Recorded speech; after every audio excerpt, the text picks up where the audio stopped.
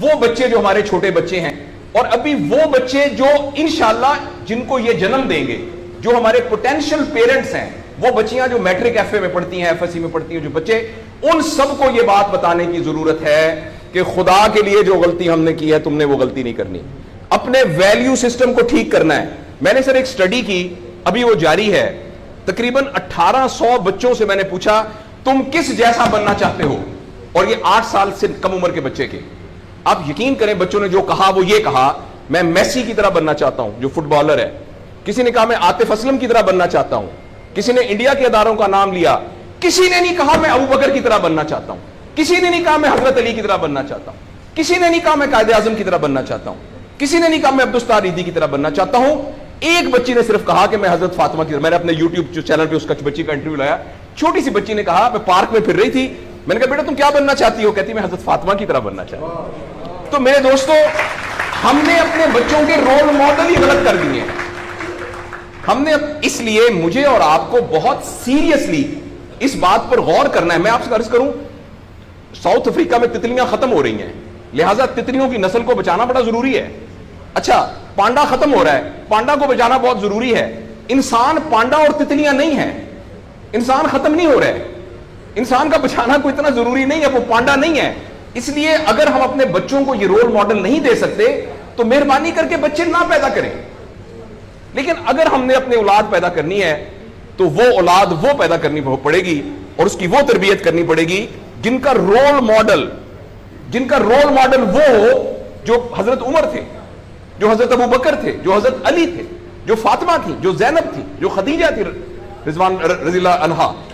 یہ ہمارے role model ہمیں پیدا کرنے پڑیں گے, اور یہ تب ہوگا جب ہمارے اندر سے یہ دو چیزیں ختم ہوگی. نمبر 1, ہم پیسے کی بنیاد پر اپنے آپ کو بڑا نہ سمجھیں, اور دوسرا یہ کہ ہم فرد کو فرد کے لیے تیار نہ کریں, فرد کو معاشرے کے لیے تیار کریں. میرا بیٹا تو 1100 میں سے 1100 نمبر لے کے ڈاکٹر بن کے ایک جگہ پر اسسٹنٹ پروفیسر لگا ہوا ہے, معاشرے کو کیا فائدہ ہوا ہے؟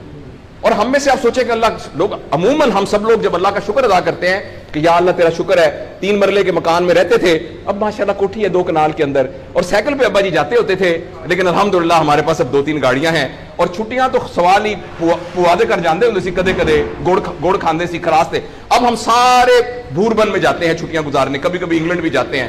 اللہ کا ہمارے اوپر بڑا کرم ہو گیا. اس غلط فہمی سے ہم اپنے آپ کو نکالیں. اللہ کا کرم یہ ہے کہ میری وجہ سے, جیسے انہوں نے ویڈیو دکھائی ہے کہ ہمارے یہاں کوئی بلڈ کا کچھ نہیں ہوتا تھا, شکر ہے میری وجہ سے یہ بلڈ والا کام شروع ہو گیا. میں ڈاکٹر ہوں, یہ والی سروس یہاں موجود نہیں تھی, اللہ کا شکر ہے کہ یہ والی سروس اب یہاں موجود ہو گئی ہے.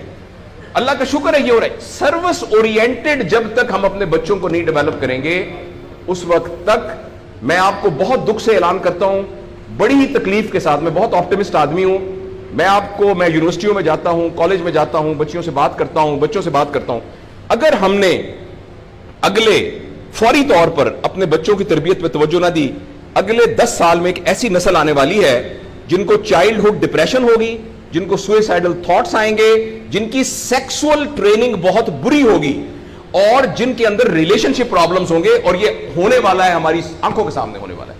اگر آپ کے ہاتھ میں ایک موبائل ہے, آپ ابھی اپنا موبائل کھول کے فیس بک کھولے, جو پہلی 1.5 منٹ کی ویڈیو آئے گی اس میں ایک نیم برہنہ عورت ناچ رہی ہوگی. اگر آپ کے 8 سال کے بچے کو آپ نے موبائل دیا ہوا ہے, میں آپ کو یقین دلاتا ہوں اس نے ننگی عورتوں کو ناچتا ہوا دیکھ لیا ہے, اور وہ سارے ایکٹ جن کو منہ سے بیان کرتے ہوئے ہمیں شرم آتی ہے, وہ آپ کے 8 سال کا بیٹا اور 8 سال کی بیٹی دیکھ چکی ہے. اس سارے میں ایز اے پیرنٹ ہماری بہت رسپانسبلٹی ہے کہ ہم اس میں انٹروین کریں اور ان کو فزیکل ٹائم دیں, اور ٹائم دے کے ہم یہ 2 چیزوں پر مینلی کام کریں. تو انشاءاللہ العزیز ہمیں امید ہے کہ معاشرہ بچ جائے گا.